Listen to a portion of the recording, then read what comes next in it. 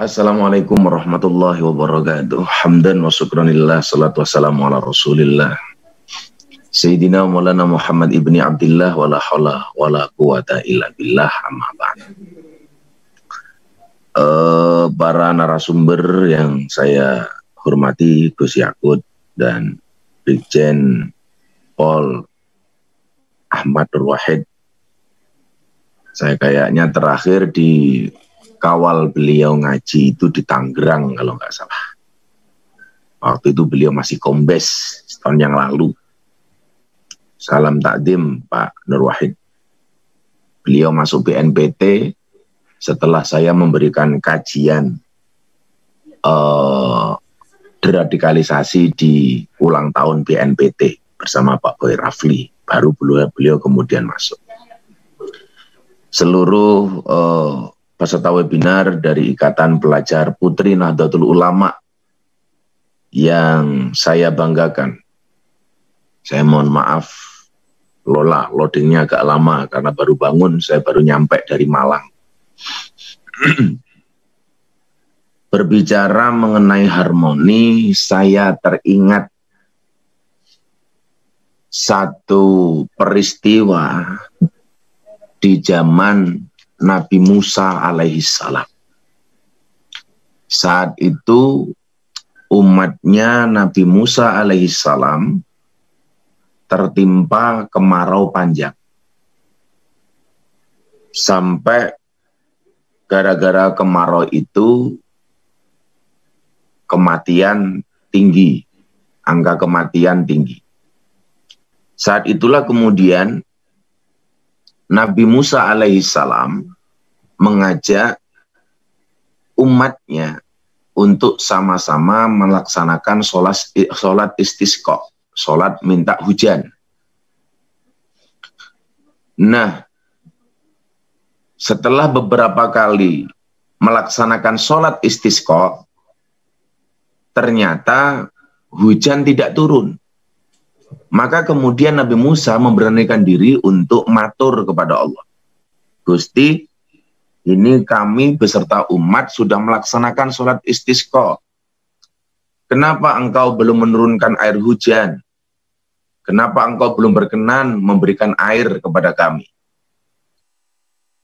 Allah menjawab kepada Nabi Musa, wahai Musa, aku tidak akan menurunkan air hujan kepada kalian. Aku tidak akan menurunkan air kepada umatmu. Kenapa? Karena ada beberapa di antara umatmu yang hidupnya tidak mau rukun, yang hidupnya saling membenci, yang hidupnya saling mencaci maki, saling hasut antara satu dan yang lainnya. Kemudian Nabi Musa tanya, siapa Tuhan umatku yang tidak mau rukun, yang tidak mau akur? Allah menjawab, ya nggak mungkin Musa aku kasih tahu kamu. Masa Gusti Allah kok ngerasani? Akhirnya Nabi Musa atas peristiwa ini mengumpulkan umatnya supaya umatnya bersatu, umatnya rukun, umatnya saling hormat, menghormati, saling toleransi antara satu dan yang lainnya. Dan setelah itu, umat akur, umat rukun, Allah betul-betul berkenan menurunkan air hujannya. Nah, pelajarannya apa? Ternyata rahmat Tuhan, rahmat Allah itu akan turun ke satu negeri, di mana umat di dalam negeri tersebut rukun, akur. Allah akan menurunkan kasih sayangnya selama umatnya ini mampu memiliki rasa cinta dan kasih sayang. Disitulah saya teringat dengan sabda Rasulullah Muhammad SAW, la tadkhulunal jannata hatta tu'minu. Sekali-kali kamu tidak akan masuk surga sehingga kamu beriman. Wala tu'minuna hatta tahabbu. Dan sekali-kali kamu belum dikatakan beriman sehingga mempunyai rasa cinta dan kasih sayang. Coba sahabati teman-teman pelajar Nahdlatul Ulama Putri ini Anda pahami. Passwordnya untuk mendapatkan surga itu adalah beriman. Dan syarat dari beriman itu adalah mempunyai rasa cinta dan kasih sayang. Lah, cinta dan kasih sayang dalam arti rukun inilah yang kemudian di Indonesia itu hari ini mahal. Hal yang paling mahal di Indonesia hari ini adalah kerukunan. Kerukunan. Kita bisa lihat kondisi dan peristiwa hari ini. Bagaimana kemudian rukun ini menjadi satu hal yang sangat langka. Dan lebih celakanya lagi apa? Ternyata orang yang tidak rukun itu sama-sama menggunakan dalil agama untuk menyerang antara satu dan yang lainnya. Maka saya teringat dengan tulisan Raden Ajeng Kartini yang dia kirim kepada sahabat-sahabatnya di Belanda. Yang Raden Ajeng Kartini mengatakan apa? Berapa banyak hari ini orang berbuat dosa mengatasnamakan agama. Orang berbuat dosa mengatasnamakan agama. Maka saya termasuk orang yang begitu rajin untuk mengkampanyekan kerukunan di tengah-tengah perbedaan yang ada. Termasuk melalui acara saya di iNews TV ngobrol bareng Gus Miftah setiap hari Jumat. Karena saya melihat kondisi bangsa hari ini, kalau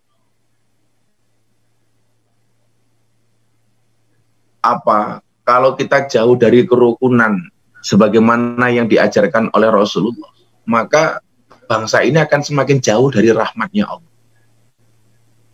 Apalagi kemudian kita ini tidak bisa rukun itu dengan menggunakan dalil agama. Sebagaimana tadi yang saya sampaikan, bagaimana R.A. Kartini ketika berkirim surat kepada sahabatnya di Belanda. Dia mengatakan, seberapa banyak di antara kita yang melakukan perbuatan dosa justru dengan berkedok agama. Makanya coba sekarang dilihat. Saya pernah ditanya kenapa sih ormas-ormas yang agak keras itu sekarang justru peminatnya agak tinggi. Peminatnya banyak. Ya, bagaimana kemudian pola seperti itu menarik di kalangan orang-orang yang memang suka dengan kekerasan, apalagi kemudian dibungkus dengan agama. Dengan agama. Padahal kalau kita melihat sikap beragama Rasulullah Muhammad SAW yang mengajarkan sikap tasamuh yang hari ini diadopsi oleh Nahdlatul Ulama sebagai salah satu cara beragamanya. Kita coba lihat bagaimana Rasulullah itu menjaga kerukunan. Ketika Nabi Muhammad SAW hijrah dari Mekah ke Madinah, kan mendapatkan penolakan dari tokoh-tokoh di kota Madinah. Salah satunya adalah tokoh besar saat itu di kota Madinah, namanya Abdullah bin Ubay. Abdullah bin Ubay ini sangat tersinggung atas kehadiran Rasulullah, karena warga Madinah itu berpindah ke lain hati. Yang dahulunya mengidolakan Abdullah bin Ubay, ketika kedatangan Nabi Muhammad, mereka berpindah mengidolakan Nabi Muhammad SAW. Ini coba teman-teman yang biasa bergaul di organisasi atau merasa orang lama. Jadi orang lama tersinggung dengan kedatangan orang baru. Itu ternyata sudah ada sejak zaman Nabi Muhammad hijrah ke Madinah. Tersinggung. Jadi kan biasanya kita juga begitu. Kalau ada orang baru itu malah dianggap pesaing. Saya jadi ingat dulu ketika saya pertama kali ditimbali untuk masuk ke kamarnya guru kita semuanya, Maulana Habib Lutfi. Saat itu saya dipanggil untuk masuk ke dalam kamar beberapa tahun yang lalu. Pertama kali saya masuk kamar beliau. Beliau waktu itu dawuh begini sama saya. Saya masih ingat betul. Saya pijeti kaki beliau, kemudian beliau mengatakan begitu. Nak, kamu jangan kaget. Kadang-kadang hasutnya kiai di antara kiai itu jauh lebih besar daripada hasutnya para santri. Saya waktu itu mikir, kenapa sih? Apa sih maknanya? Dan ternyata ya memang kondisinya seperti itu. Apalagi hari ini ya. Akhirnya Nabi Muhammad datang ke kota Madinah dan Abdullah bin Ubay ini merasa tersaingi, marah dia. Kemudian dia memprovokasi penduduk Madinah untuk sama-sama membenci Kanjeng Nabi Muhammad Shallallahu Alaihi Wasallam. Saya itu sebenarnya mengatakan begini, orang hasud itu menurut saya boleh. Yang tidak boleh itu adalah hasidin idza hasad. Jadi orang hasud yang memprovokasi orang lain untuk melakukan hal yang sama, ini nggak boleh. Kalau sekedar nggak seneng itu, aku nggak seneng karo Gus Yakut, umpama. Selama dia sendiri yang mengatakan itu dan dia pendam, ya sifat lumrah menungso. Yang nggak boleh itu kan ketika memprovokasi orang lain untuk melakukan hal yang sama. Maka wa misyarri hasidin idza hasad. Jadi kalau sebenarnya aku nggak seneng karo kaya, sekedar itu boleh-boleh saja sebenarnya. Yang nggak boleh adalah mengajak orang lain untuk melakukan hal yang sama. Kayak yang terjadi baru-baru ini, bagaimana kemudian saya dibully habis-habisan kembali gara-gara saya merespon hinaan Mahir At-Twalibi kepada Habib Lutfi. Padahal saya merespon itu murni karena saya diperintah oleh para guru, para masyayikh, tolong Miftah kamu respon. Ternyata dari sekian orang yang merespon dia, yang paling viral adalah respon saya, dan setelah itu saya dihajar habis-habisan dengan menggunakan potongan-potongan video yang kemudian dia posting, yang kemudian diviralkan oleh Mak Lambe Turah, dan lain sebagainya. Ya, tapi nggak akan saya jawab, nggak akan saya respon. Karena ya barangkali beliaunya cari panggung. Diajar, apakah benar Gus Miftah pencinta londe, dan lain sebagainya. Saya ditanya banyak orang, kenapa nggak direspon? Saya merespon dia karena kami mendapatkan perintah untuk merespon gara-gara dia menghina Habib Lutfi. Ya kalau yang difitnah saya, yang diserang saya, ya udah nggak apa-apa. Nggak apa-apa. Dulu ketika Gus Dur diserang, ya saya respon. Ketika Kiai Ma'ruf diserang, saya respon. Ketika Habib Lutfi diserang, ya saya respon. Tapi kalau yang diserang pribadi saya nggak akan respon. Nggak ada pentingnya. Saya selalu mengatakan, ya, kalau ada orang membicarakan kejelekanmu, tersenyumlah. Kalau ada orang membicarakan kekuranganmu, tersenyumlah. Kenapa? Karena kekuranganmu saja diperhatikan, apalagi kelebihan. Ini Nabi Muhammad diserang habis. Tapi saya juga tidak sepakat ya, kalau kawan-kawan ini, pelajar putri Nahdlatul Ulama ini, kalau diserang orang mengatakan begini, ini perumpamaan yang menurut saya itu agak ngawur. Jadi kalau Anda kemudian dibenci sama orang, Anda mengatakan begini, ra masalah aku dibenci karo wong. Nggak masalah saya dibenci sama orang. Nabi Muhammad saja yang Nabi dibenci. Itu tamsilnya, itu perumpamaannya itu terlalu tinggi. Wong, awakmu dibenci sama orang kok percontohannya Nabi Muhammad. Itu kan irasional, nggak masuk akal. Ya kalau kamu dibenci sama orang itu ya beda dengan orang benci kepada Nabi Muhammad. Kalau Nabi Muhammad itu dibenci sama orang, itu jelas Nabi Muhammad itu benar, musuhnya itu salah. Itu jelas posisinya. Musuhnya pasti salah, Nabi Muhammad pasti benar. Tapi kalau kita ini yang dibenci sama orang, itu kan dua kemungkinan. Bisa jadi kita yang benar, musuh kita yang salah, atau sebaliknya musuh kita benar, kita yang salah. Makanya kalau cari perumpamaan jangan terlalu tinggi. Fitnah-fitnahnya Abdullah bin Ubay ini semakin kencang tiap hari. Sampai Abdullah bin Ubay ini mengatakan kepada warga Madinah, dengan mengatakan apa? Samin kalbak yakulka. Gemukkanlah anjingmu, maka anjingmu akan memakanmu. Coba. Nabi Muhammad itu pernah dibilang anjing sama Abdullah bin Ubay. Dan beliau nggak marah. Ya. Nggak marah. Makanya dulu ketika saya dibilang sama Nur Sugiharja, dasar Miftah Gus Telek, ya saya nggak respon berlebihan, ya tak guyoni saja. Yang dinyek sekelas Nabi Muhammad itu pernah dibilang anjing sama Abdullah bin Ubay. Apalagi cuma seorang Miftah. Dibilang telek, ya saya nggak marah. Saya cuma meyakini sesuatu yang keluar dari mulut seseorang itu yang menggambarkan isi otaknya gitu. Fitnah-fitnah ini tidak ditanggapi Rasulullah dengan berlebihan. Abdullah bin Ubay didoakan oleh Rasulullah, mudah-mudahan dia masuk Islam mendapatkan hidayah. Ternyata yang mendapatkan hidayah itu bukan Abdullah bin Ubay, anaknya Abdullah bin Ubay. Nah, yang pengen saya sampaikan kepada peserta webinar hari ini, begitu Abdullah bin Ubay ini mati, anaknya ini matur sama Kanjeng Nabi. Kanjeng Nabi, bapak saya mati, Abdullah bin Ubay. Ingat ya, namanya Abdullah bin Ubay tapi non-Islam. Makanya ketika Mas Dedi itu masuk Islam itu, dia bertanya sama saya, apakah harus ganti nama? Saya bilang tidak. Saya masih ingat Mas Dedi itu dikasih nama sama Kiai Ma'ruf, disuruh milih, Mas kalau mau nambah nama ini, Ahmad atau Muhammad. Kemudian Dedi Corbuzier tanya sama saya, bagusnya apa? Ya apa-apa bagus, Ahmad bagus, Muhammad bagus. Kalau Ahmad gimana? Ya kalau Ahmad nama kamu Ahmad Dedi. Dedi jawab, nggak mau kenapa? Kayak Ahmad Dhani ya. Ini karena Abdullah bin Ubay itu aja memusuhi Kanjeng Nabi dan dia bukan orang Islam. Akhirnya Abdullah bin Ubay mati, anaknya minta Kanjeng Nabi ini untuk melayat dan Kanjeng Nabi datang. Nabi Muhammad takziah melayat kepada orang yang memusuhinya, bukan musuhnya Kanjeng Nabi ya. Bahasanya orang yang memusuhi Kanjeng Nabi. Akhirnya dia datang. Begitu datang, anaknya ini matur sama Kanjeng Nabi. Kanjeng Nabi, satu kan, Kanjeng Nabi sudah datang melayat ke orang yang memusuhinya. Ini udah keren. Keren pakai banget lah. Datang kepada orang yang memusuhinya, ini kan keren. Kemudian setelah datang, anaknya ini matur, Kanjeng Nabi, mau nggak engkau memberikan pertolongan kepada bapak saya?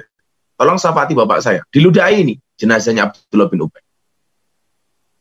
Tidak hanya di situ, anaknya Abdullah bin Ubay ini minta jubahnya Kanjeng Nabi.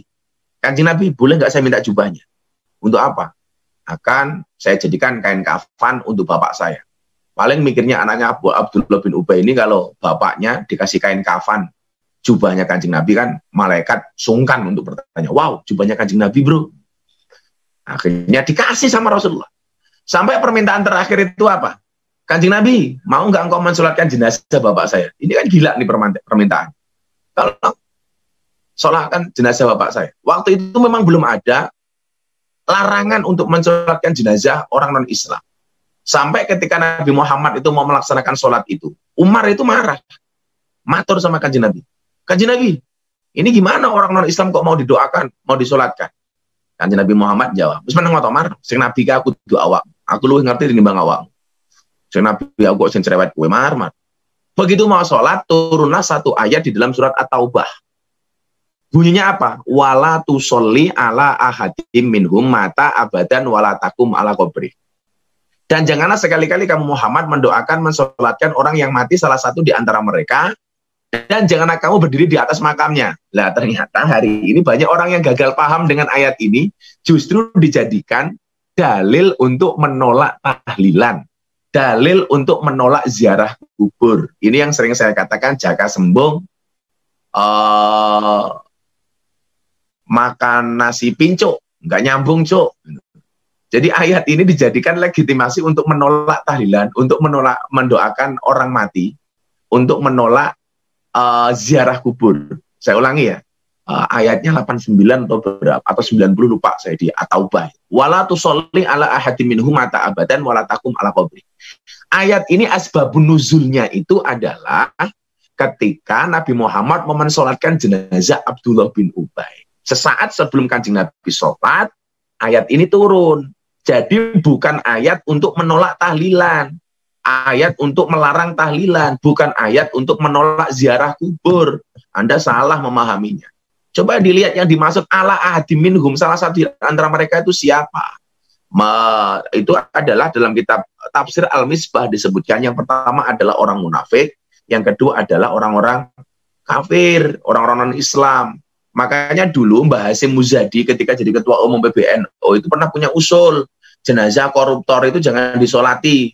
Kenapa? Karena koruptor termasuk orang munafik. Karena termasuk idza haddasa kadzdzaba, kalau ngomong goroh, wa idza tumina khona, dipercaya dia khianat, wa idza wa'ada akhlafa, dia berjanji tidak menepati. Maka dulu Mbah Hasyim mengatakan, ini jangan kamu sholati kalau koruptor. Lah, akhirnya Kanjeng Nabi batal mensolatkan jenazah ini. Batal. Kenapa? Karena ada larangan ini. Gara-gara kedatangan Nabi Muhammad kepada Abdullah bin Ubay ketika mati, Anda tahu apa impact terbesarnya? Gara-gara toleransi yang dibangun oleh Kanjeng Nabi sedemikian rupa, ribuan anggota keluarga Abdullah bin Ubay akhirnya menyatakan masuk Islam. Makanya saya 2 minggu yang lalu, kalau teman-teman pelajar putri ini melihat Instagram saya mengislamkan seorang ateis dari Islandia. Sebulan setelah saya mengislamkan DJ Katy Butterfly dari Thailand. Selebritis, seorang DJ. Nah, menariknya dari yang Islandia ini apa? Ketika ketemu saya di studio iNews waktu itu, dia tanya sama saya, Anda siapa? Saya bilang Ustadz, dia nggak tahu. Saya bilang kiai, dia nggak tahu. Pendakwah, dia nggak tahu. Akhirnya tahu dia adalah guru agama. Oh yes, guru agama. Terus saya tanya, what is your religion? Dia bilang, I am before I am Christian and now atheist. Ketika saya tanya, why, kenapa Anda menjadi seorang ateis? Dia bilang, God is nothing. Tuhan itu tidak ada. Religion is fiction. Agama itu hanya sekedar fiksi. Yang nyata itu hanya ilmu pengetahuan, science, dia bilang. Kemudian dia tanya, kenapa Anda menjadi seorang yang beragama? Dalam hal ini Islam, dia bilang. Saya terangkan keindahan-keindahan Islam. Salah satunya adalah dia ternyata mengamati bagaimana kemudian saya berdakwah di klub malam dan lain sebagainya. Ternyata menurut dia ini menarik. 10 menit dia masuk, 10 menit dia kenal dengan saya. Langsung dia bilang sama saya, sure, I want to be a muslimah. Saya ingin menjadi seorang muslimah. Tolong tuntun saya untuk membaca 2 kalimat syahadat. Nah, pola beragama yang seperti inilah yang sekarang ini jarang dilakukan.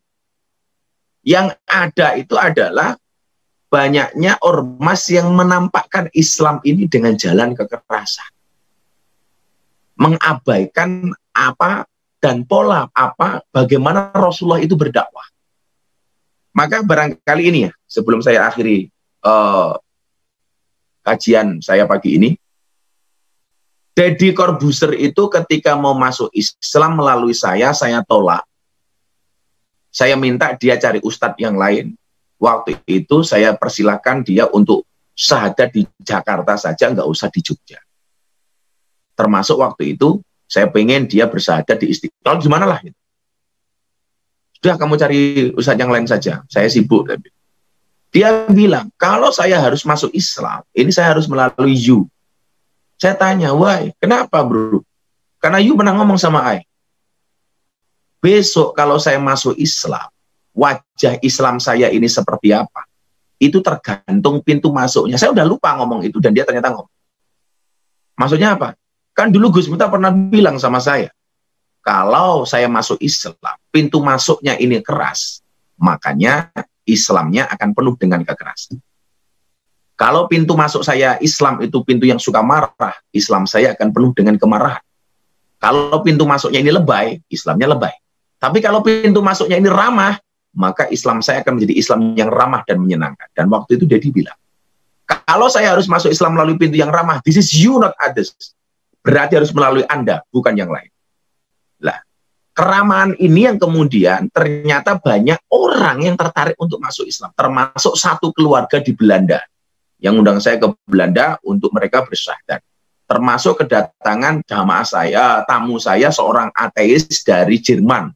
Dia datang ke Jogja untuk minta disyahadatkan. Termasuk kedatangan orang Australia yang terkini ya, DJ Katy Butterfly dari Thailand dan kemudian orang Islandia.